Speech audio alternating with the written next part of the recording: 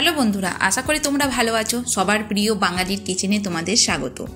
আর আজ আমি তোমাদের সঙ্গে শেয়ার করব মিষ্টি রেসিপি। এটা খুবই সিম্পল বানানো, তবে পারফেক্টভাবে এই মিষ্টিটা বানানোর জন্য ভিডিওটাকে না টেনে শেষ পর্যন্ত তোমাদেরকে দেখতে হবে। মিষ্টির দোকানে যতবার এই মিষ্টিটা দেখি আমার জিভে তো ততবারই জল চলে আসে। আর তোমরা নিশ্চয়ই জানো এই মিষ্টিটার কি নাম। এই মিষ্টিটা বানানোর জন্য ছানা, মালাই, খোয়া সব কিছুরই দরকার। তবে ঘাবড়ে যাবে না, এই সমস্ত কিছু উপকরণ তুমি দুধ দিয়ে বাড়িতেই বানিয়ে নিতে পারবে। আমি কেবলমাত্র 1.5 লিটার দুধ দিয়ে ছানা, মালাই আর খোয়া বানিয়ে এই মিষ্টিটা তৈরি করেছি। মিষ্টিটার ওপর থেকে দেখতে যতটা লোভনীয়, ভেতর থেকে ততটাই সফট হয়েছে, মুখে নিলেই একদম মিলিয়ে যাবে। তাহলে চলো রেসিপিটা শুরু করে নেওয়া যাক। মালাই চমচম বানানোর জন্য সবার প্রথম আমি নেব ছানা। আর এই ছানাটা হবে খুবই স্মুথ, সফট। 1 লিটার দুধ দিয়ে আমি ছানাটা তৈরি করেছি। ছানাটা ওজন হবে মোটামুটি 200 থেকে 250 গ্রামের কাছাকাছি। এইবারে ছানাটাকে ভালো করে মেখে নিতে হবে। এতটা পরিমাণ ছানা দিয়ে বড় মাপের তুমি 8 পিস তৈরি করে নিতে পারবে মিষ্টি। আর যদি তুমি মাঝারি মাপের করতে চাও তাহলে 12 পিস তৈরি করতে পারবে। ছানাটাকে বেশি মাখার প্রয়োজন নেই।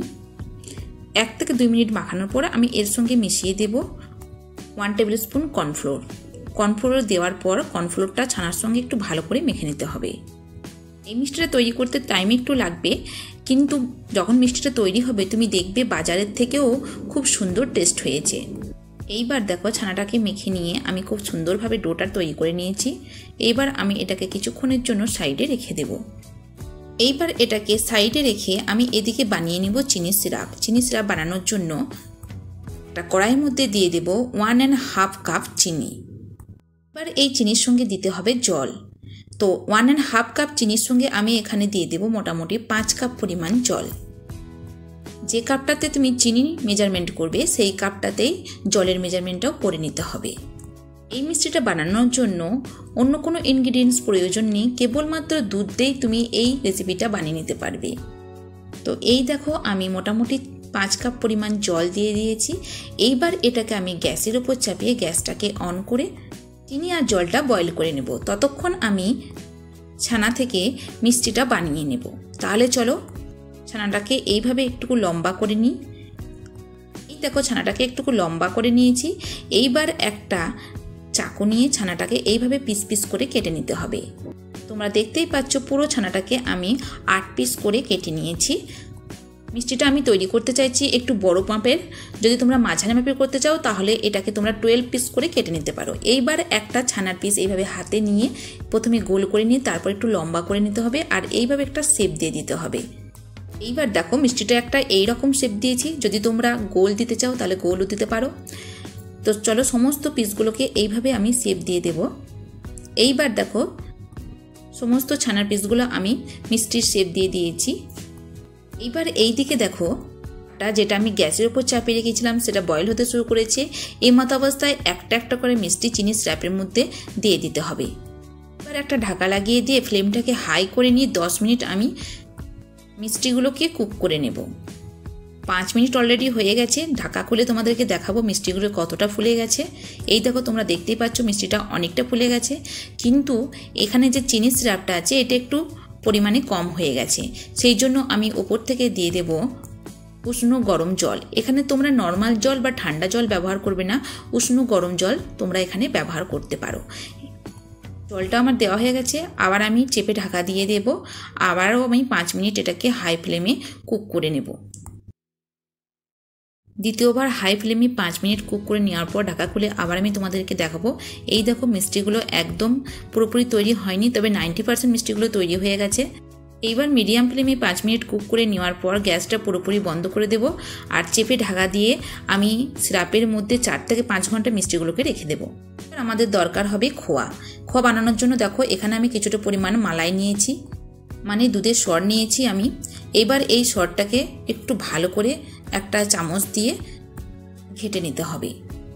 এই মিষ্টিটা বানানোর জন্য লাগবে অল্প পরিমাণ খোয়া। আর এই অল্প পরিমাণ খোয়া বাজারে তুমি কোথাও পাবে না। আর বাজারে খোয়ার দাম অনেক বেশি।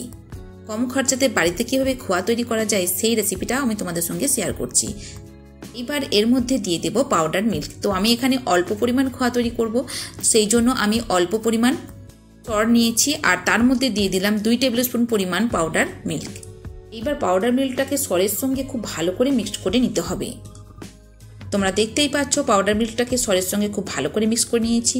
তাহলে চলো এইবার গ্যাসের উপর দিয়ে দেবো একটা ছোট্ট কড়াই, আর কড়াইয়ের মধ্যে দিয়ে দেবো 1 টিস্পুন পরিমাণ ঘি।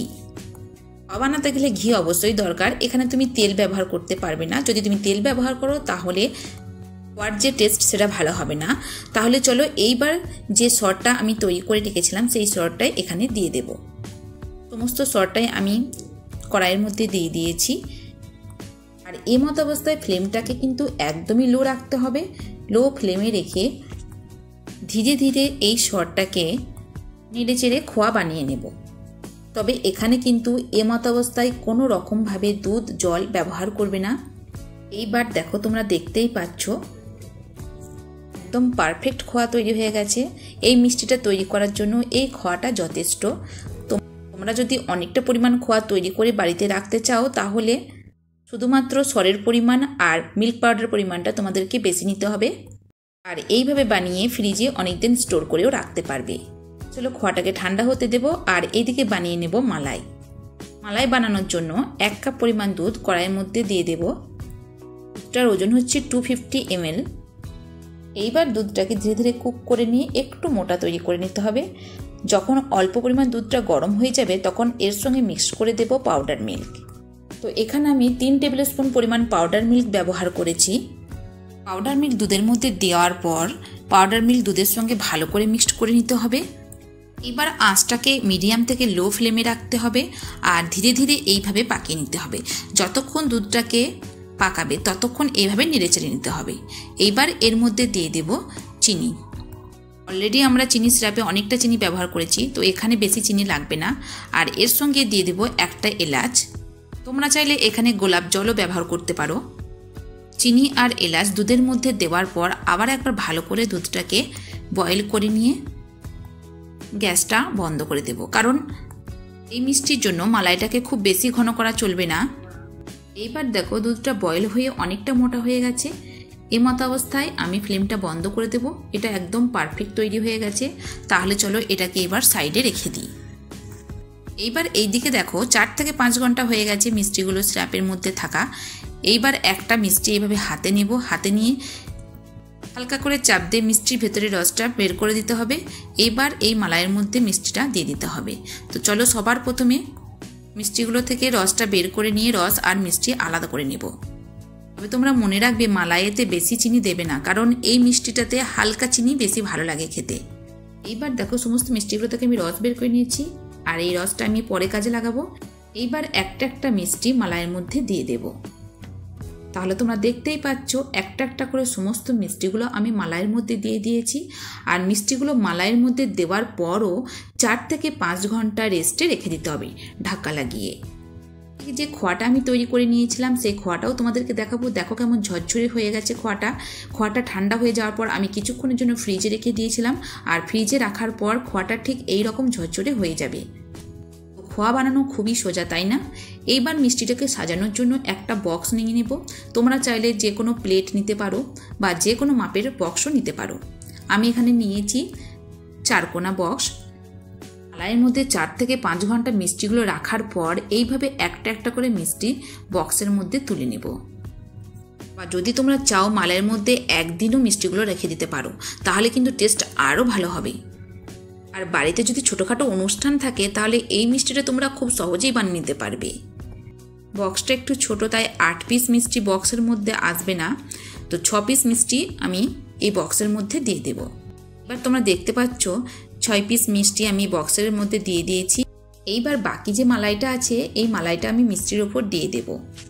মালাইটা আমার মিষ্টির ওপর দেওয়া হয়ে গেছে। এইবার এর ওপর দিয়ে দেব খোয়া। তো বন্ধুরা, তোমাদের এই সিম্পল রেসিপি কেমন লেগেছে প্লিজ তোমরা আমাকে কমেন্ট বক্সে জানাও। যদি তোমাদের এই সিম্পল রেসিপি ভালো লেগে থাকে তাহলে প্লিজ আমার ভিডিওটিকে লাইক করো, শেয়ার করো। আর আমার চ্যানেলে যদি তোমরা নতুন হয়ে থাকো চ্যানেলটিকে সাবস্ক্রাইব করো। Thank you.